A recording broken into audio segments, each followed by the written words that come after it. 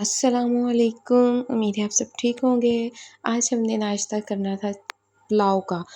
हम सौ के घर से पुलाव आया था। मैंने कहा चलो आज हम पुलाव ही खाते हैं नाश्ते में। और मैं पुलाव गरम कर रही थी कि उतनी देर में दुआ फातिमा ये अपनी दादों के साथ मॉर्निंग वॉक करके मेरे लिए कलियाँ पत्ते और लेकर मम्मा ये मैं आपके लिए लाई हूँ। यहाँ पर जी हमने फिर साथ कबाब भी खाए।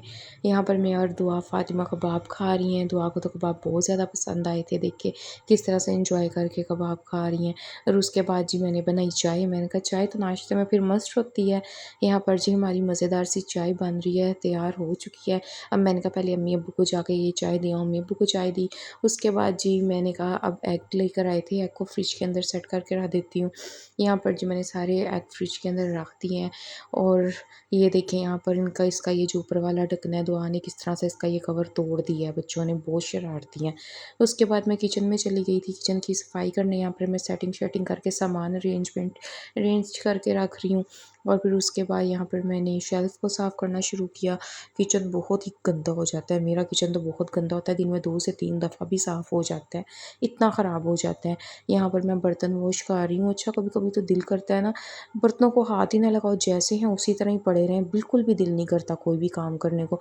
आजकल तो मुझे वैसे इतनी सुस्ती चढ़ती है, मेरा दिल ही नहीं करता कि मैं कोई काम भी करूँ।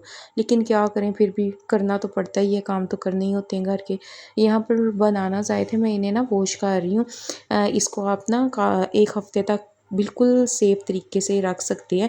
पहले इन्हें ना ये अच्छी तरह से वॉश कर लें, फिर इसको ना पोने के साथ किसी रुमाल से अच्छी तरह से ड्राई कर लें। अच्छी तरह से अंदर से गीला ना रह जाए। इसको ड्राई करने के बाद आपने 2-3 टिश्यूज़ लेने हैं। उनको अब जिस तरह से मैं इधर आपको कवर करके दिखा रही हूँ, ये तरीका देखें। टिश्यूज़ को अच्छी तरह से फ़ोल्ड करना है। फ़ोल्ड करने के बाद आपने ये जो जहाँ से ये अटैच होते हैं ना बनाना जिसके साथ, यहाँ से टिश्यू के साथ ये वाला पोर्शन इसका आपने अच्छी तरह से कवर कर देना है।